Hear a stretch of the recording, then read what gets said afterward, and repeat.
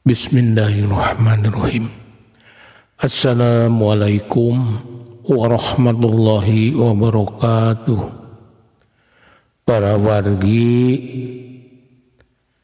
anu salawasna tobelah mikir ustur mikasono kana dongeng-dongeng Sunda pidangan andang SR Gayuda Channel nuju di mana wae ayana boh anu caketna boh anu tebihna pon kitu deui anu nuju ngalanglang buana di mancanagara wilujeng patepang deui sareng sim kuring dina raraga neraskeun hanca carios anu katunda dinten kamari.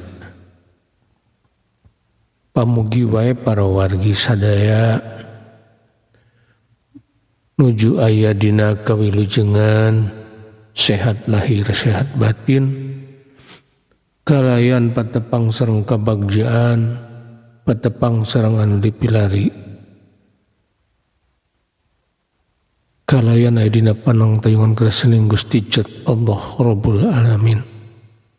Hapunten para wargi isim kuring suanten ada bentennya nuju udur ieu teh kasebat nama dunya mung sim kuring tetep mikareus kana sastra sareng budaya Sunda janten sok sana sudur tetep maksakeun mugi wae non anu digikeun ku pribados salawasna tiasa ngajantenkeun hiburan tiasa ngajantenkeun pangbebrahmanah kasadaya anu ngadangukeunana. Dinten ieu teh masih dina asal usul Kangjeng Ratu Laut Kidul bagian ke-15. Parantos nungtungnya sagedap deui para mung 2 episode deui sareng ieu kalayan bakal digentos ku carios enggal anu masih kena aya hubunganana sareng ieu carios. Mangga para wargi ieu carios urang kawitanan. Wilujeng ngadangukeun pun awiktu astu namasidam mugia sarira sadawasna aya dina kamuliaan.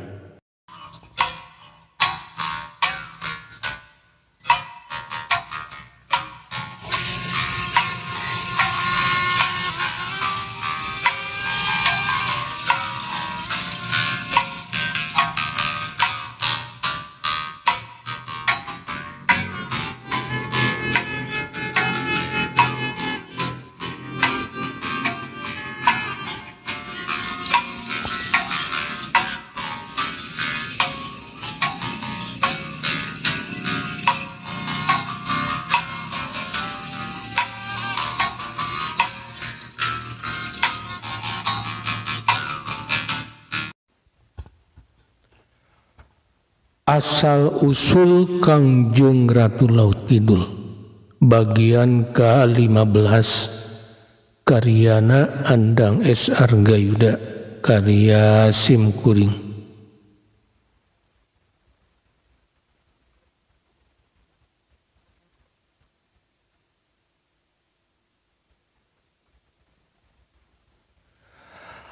Atuh isuk mah lamun lumampah urang pindahkeun we Kangjeng Ratu kana kereta para emban. Terus sababaraha emban urang pindahkeun kana kereta Kangjeng Ratu. Lamun perlu pakekeun mahkota ratu ka salah seurang emban. Kilodrapati boga rencana rek nyieun siasat sangkan anu rek jahat ka Kangjeng Ratu teh kabobodo. Ceuk kula mantong teuing asal anjeun udah jauh ti kareta Kangjeng Ratu keun lamun si tangkora kideung aya datang eta mah bagian kula nu penting anjeun teu meunang jauh ti kareta Kangjeng Ratu ki kapetengan teu panujeun kana usuna Kilodrapati sabab kareta emban mah kurang merenah jang ratu anu keur lara siap atuh ari kitu mah keun nya tanggung jawab kula moal incah ti sagedengeun kareta Kangjeng Ratu. Si tangkora kideung mah kop bagian anjeun. Kilo dapati antukna sapuk jeung Ki Kapetengan sabab balesanana Kangjeng Ratu teh apan keur lara keur udur jadi moal pihadeun lamun dipindahkeun ka kareta para emban.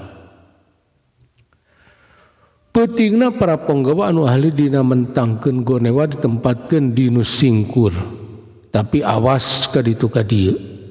Sedang anu sajian jaga-jaga teu jauh ti imah urang lemur anu dipake leureuh ku rombongan Kangjeng Ratu. Kilo dapati teu jauh ti Kangjeng Ratu. Ari Ki Kapetengan mah ngalantung kanu jauh bisi aya bancang pakewa anu datang peuting eta. Jadi gampang megatna. Tapi bener taksiran Ki Kapetengan. Peuting eta mah aman. Nepi ka isuk oge teu aya nanaon. Atuh geus kaharuan kitu mah mangsa haneut moyan sanggeus sadaya sarapan langsung rombongan Kangjeng Ratu teh neruskeun lampah muru laut kidul. Kilo dapati pageuh nyekel amanatna Ki Kapetengan salawasna teu jauh ti kareta Kangjeng Ratu. Pimpinan ponggawa siapkeun para ponggawa sina taki-taki an mawa tameng pasang tamengna sabab sakedeung deui urang bakal menyorang leuweung geledegan. Lamun rek aya deui anu ngalakukeun Rajapati pasti bakal di tempat eta. Ki Kapetengan langsung mereparentah ka pimpinan ponggawa sangkan siaga tur taki-taki sabab sakedeung deui bakal anjog ka pileuweungan. Siap Ki Kapetengan. Pimpinan ponggawa geus menang parentah ti Ki Kapetengan langsung nyamperkeun para anak buahna. Saterusna cuhcih mere isyarat sangkan para ponggawa siap-siap dina posisi sewang-sewangan. Saluyu jeung anu geus diatur ti peuting keneh. Kilo dapati kade ati-ati bisi si tangkorak kideung ngabongohan maledukeun balatina ka Kangjeng Ratu. Ki Kapetengan oge mere pepeling ka Kilo dapati sangkan iatna jeung taki-taki. Nya ulah geus sayaga kadewe anjeun Ki Warulaya sabab ieu rombongan ngagantungkeun kasalamatan ka anjeun. Kilo dapati oge sabalikna mere pepeling ka Ki Warulaya alias Ki Kapetengan sabab sadaya oge ngagantungkeun harepan ka Ki Warulaya anu geus kabuktian dina kasaktianana. Pas sore rombongan Kangjeng Ratu anjog ke leuweung geledegan. Tapi memeh jauh nembus pileuweungan Ki Warulaya ngeureunkeun rombongan. Laju manehna kunyem-kunyem siga aya anu disambat. Ki Warulaya teh ngondang baladna ti Rahayat Onom. Sangkan mariksa eta leuweung bisi aya anu jarahat keur nungguan maranehna. Sanggeus sabaralila ngahuhuleng Ki Warulaya saterusna nyampeurkeun ka Kilo dapati. Kilo dapati nurutkeun panulung teh kandulur kula ti Rahayat Onom. Cenah teu pati jauh ti dieu aya sarombongan jalma di baraju hideung. Kabeh mawa pakarang. Jumlahna cenah aya 15 urang. Tempatna dikatuhun urang. Kitu cek telik sandi anu diutus ku kula. Ki Warulaya teh urang galuh-wetan anu kakoncara ku ayana Rahayat Onom. Jadi harita oge Ki Warulaya ngutus saurang onom sangkan maluruh jalma jahat anu rek niat jahat ka rombongan Kangjeng Ratu. 15 urang mah ku urang duan oge meujeuh. Hitung-hitung gerak badan neangan kesang ngan paursa teh aya nu demitna sabab si tangkorak kideung mah lain jalma samanea. Kilo dapati teu jadi kareuwas ngareungem musuh aya dina 15 urang sabab manehna jeung Ki Warulaya pasti bisa ngalakukeun ngungkulanana. Ngan anu dipika paur ku manehna teh bisi si tangkorak kideung ngabongohan sabot manehna jojo adu jajaten jeung anak buahna. asal urang ulah leupas ti panaringaan ka Kangjeng Ratu sitang Korak Kideng moal bisa majar kumaha sabab kula moal ngantep jadi kula titip awaskeun kareta Kangjeng Ratu mun aya naon langsung geroan we kula Ki Warulaya ngaregregeun Ki Lodapati sabab manehna bakal toh-tohan ngabelan Kangjeng Ratu. Terus ke anjeun pimpinan Ponggawa ditugaskeun mesatkeun Jamparing ulah milu mapai jalan tapi sinar rencepan mapai leuweung sisi jalan tapi ke hati-hati ke lamun dikodean ku kula tong asa-asa temak we ku Jamparing Ki Waluya paparentah mere tata cara ngalawan musuh ka pamimpin Ponggawa. Siap Ki Kapetengan sakabeh perintah anjeun ku kula bakal dijalankeun. Pimpinan Ponggawa giak nyanggupan rek ngajalankeun segala pituduh Ki Warulaya. Saterusna pimpinan Ponggawa cuh-cih ngatur anak buahna anu boga tugas mentangkeun Jamparing ditita langsung hanjat di jalan. Bener wae teu salah nu diomongkeun ku Ki Warulaya. Barang romoan Kangjeng Ratu anjog kanu harieum ujug-ujug anu ting belesat meruparang Ponggawa. Tapi para Ponggawa nu geus siap ti anggana langsung malikeun awakna bari masang tameng. Sanajan lobaan tameng teh meunang nyieun ku kai tapi aya gunana anu ting belesat teh curub-cereb kana tameng. Horeang eta teh peso balati moal salah deui anu sok nyieun peta kitu mah pasti gorombolan tang Korak Kideng.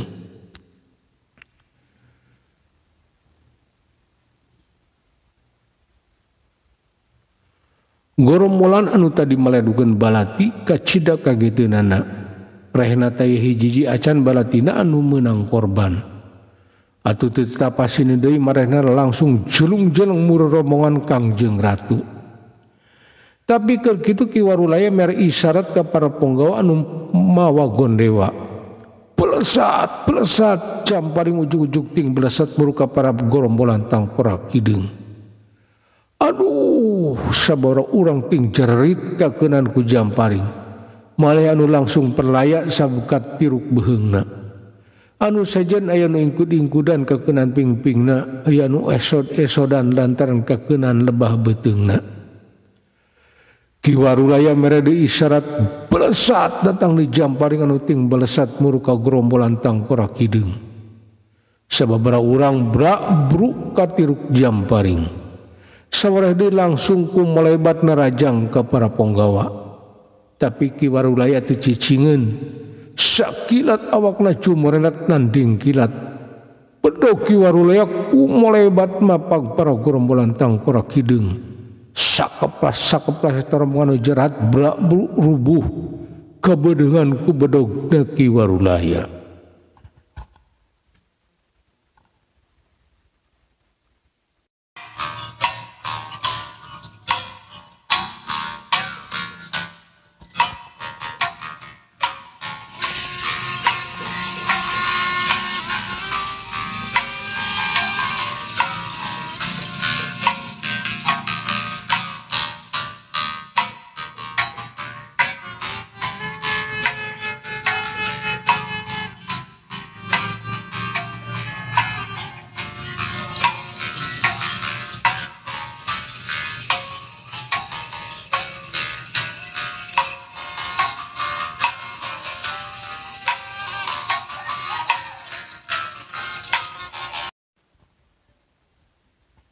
Ke punten ngasuh heula sakedap para wargi sakantenan simkuring seja ngiring emutan ke para wargi anu kaleresan nuju ngadangukeun ieu dongeng. Bilih YouTube-na teu acan di-subscribe, punten di-subscribe heula. Teu aya sanes supados di mana simkuring medar di lalakon enggal tiasa langsung nembongan dina YouTube para wargi. Hatur nuhun kana peratosanana. mangga urang lajengkeun.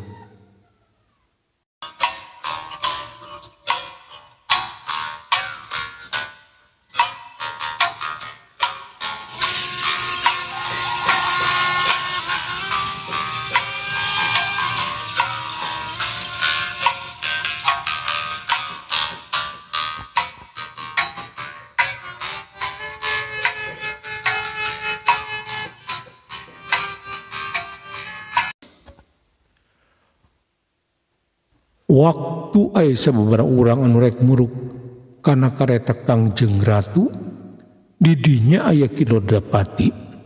Atuh sakilat Kilodapati kumolebat dina gerakan kincir muih. Pedogna ngahiu ka sagala arah. Aduh, dua urang rubuh ku Kilodapati, awakna guyang getih kabeunangan ku bedog Kilodapati. Saterusna Kilodapati teu eleh ganas ku Ki Warulaya. Bedogna terus-terusan neangan mangsa. Keur kitu ponggawaan ditugaskeun mentangkeun Jamparing teu cicingeun. Dina waktu musuhna misah ti para ponggawa langsung dibidik ku Jamparing. Aduh, sababaraha urang pecak dengek. Awakna katiruk Jamparing.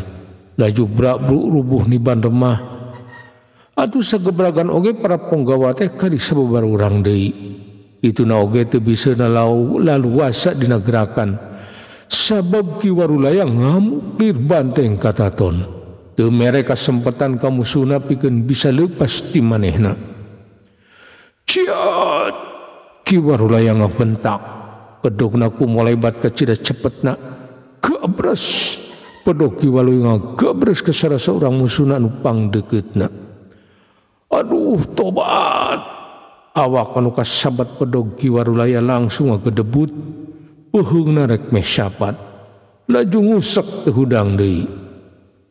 Ki Warulaya siga anu edan dadak-dadakan, terus ngamuk nguak ngawik para gerombolan tangkorak hideung anu ukur sababaraha urang deui.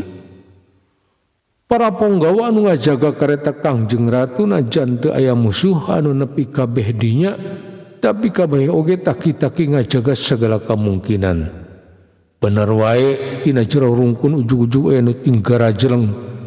Maranehna langsung ngajugjug kareta Kangjeng Ratu.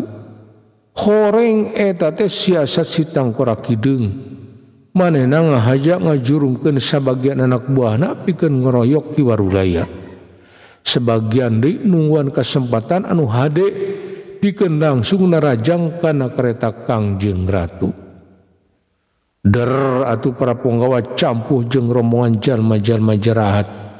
Para ponggawa kaciri kateter sabab Pradurjana teh lain tandingan para ponggawa. Tapi Kilodapati anu boga tugas pikeun ngajaga Kangjeng Ratu langsung kumolebat narajang Pradurjana. Bedogna nyewuk nguak ngawik para gerombolan tangkorak hideung. Manehna kacida amarahna nempok para gerombolan bisa nyampe kana kareta Kangjeng Ratu. Sabaraha urang langsung ting jarungkel. Kilodapati ngamuk dibantuan ku para ponggawa anu ngadak kahudang semangatna sanggeus aya Kilodapati. Nempok aya anu genting, Ki Warulaya langsung mere diisyarat ka ponggawa anu bagian mentangkeun Jamparing. Sabab manehna bakal pindah ke tempat kareta Kangjeng Ratu. Atuh saharita Ki Warulaya jumorelat meuru kareta Kangjeng Ratu. Para musuhna anu deungiteun Ki Warulaya maksudna rek ngudang. Tapi keur kitu sababaraha Jamparing ting belesat meuru manehna. Teu anta parah deui kabeh kabeunangan ku Jamparing. Aya nu perlaya oge aya nu ukur tatu. Tapi kabehna oge teu bisa deui tarung. Pirasat Ki Warulaya teu nyalahan. Sabab waktu manehna anjog ka palebah kareta Kangjeng Ratu di belah peuntaseun jalan anu aya anu kumolebat. Kalayan manehna pi langsung ngibaskeun leungeunna. Belesat dua peso balati kumolebat nuju kana kareta Kangjeng Ratu. Tapi Ki Warulaya anu geus anjog gadinya langsung jumorebat mapag peso balati. dua peso belati katewak ku dua leungeunna. Tetela anu ngaran Ki Warulaya teh emang lain ukur beja. Tapi hanjakal ayeuna pasti modar ku kula. Anu maledogeun balati teh taya lian ti Sitang Korak Hideung, usung esang narakean Danantaka. Manehna kacida kageteunana ku gerakan Ki Warulaya. Dua balati anu nyewuk bisa katewak duanana. Urang ajar manusia iblis, make kumawani rek ngalakuan Rajapati ka Kangjeng Ratu Galuh. Kula moal ngalupaskeun Andika, sabab Andika geus kaleulewihi. Ki Warulaya teu eleh galak, manehna langsung ngomong sangar ka Sitang Korak Hideung. Moal sabaraha panguasa Andika dibanding jeung kula mah. Sagebrakan oge pantar Andika mah pasti modar. Sitang Korak Hideung jumawa, anggapanana moal aya jalma nu boga ilmu saluhureun manehna. Sabab salila ieu manehna can pernah meunang lawan anu bisa nadah ilmu pangabisana. Ki Lodapati kade Kangjeng Ratu, kula bakal nyangkalak Sitang Korak Hideung. Hika petengan ngagoroh heula ka Ki Lodapati supaya ngajaga Kangjeng Ratu, sabab musuhna masih lobaan. Tong melang Ki Warulaya, cangkalak wae eta usung esangna Pangeran Danantaka, tong dibere ampun. Ki Lodapati ngagorowok ka Ki Warulaya. Sora gorowokna Ki Lodapati ngarencakeun Sitang Korak Hideung. Sabab eta jalma teh make apaleun dieun manehna mangrupakeun anak buahna Rakian Danantaka. Ciat Sitang Korak Hideung. Ciat Sitang Korak Hideung langsung cumerelat Rajang Ki Warulaya. Sabab ceuk pikeun aya jalma teh kudu dimusnahkeun sabab ngabahayakeun ka Rakian Danantaka. Bedogna nyewuk bangbaraan, gerakanana nanding kilat. Nandakeun dieun manehna emang lain jawara samanea.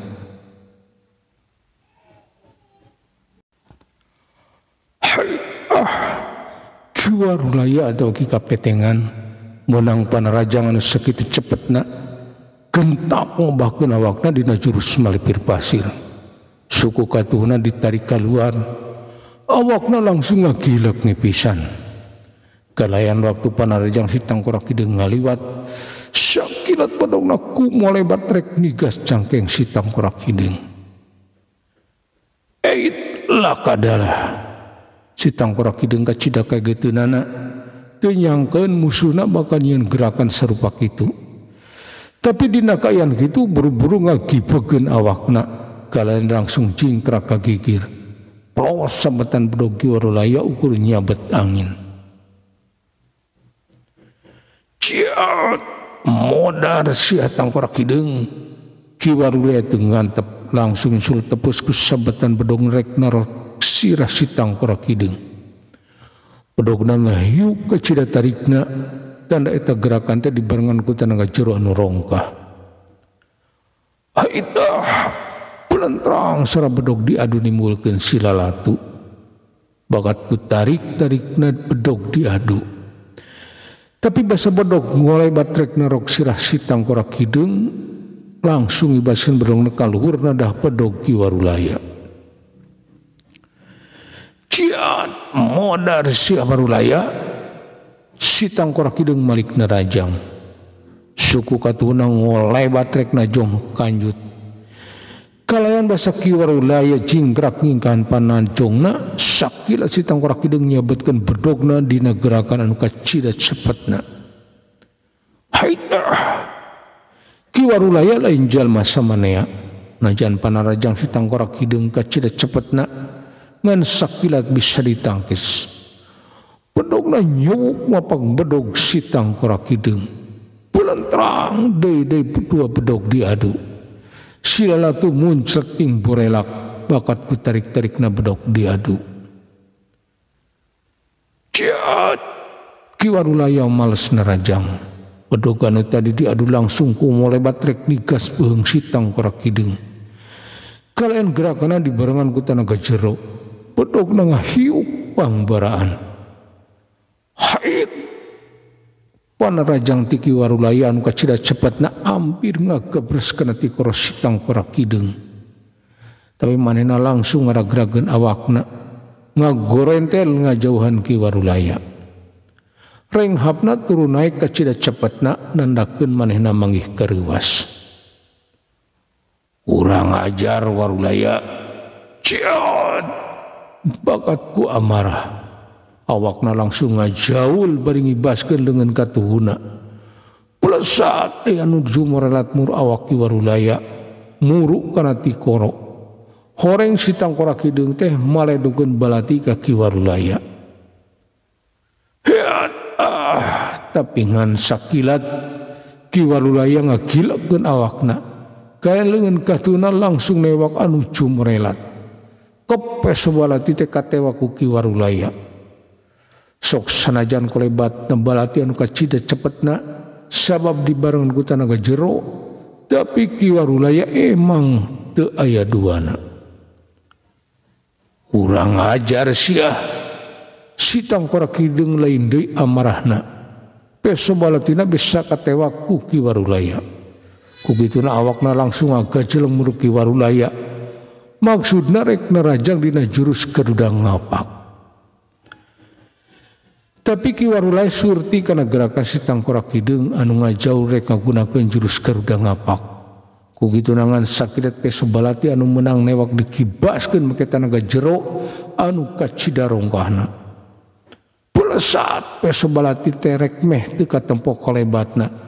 Teu salah deui peso balati mapa gerakan sitang korak kideng anu keur ngajaul rek matakeun jurus garuda ngapak. Terus balati nancep kana beuteung sitang korak kideng.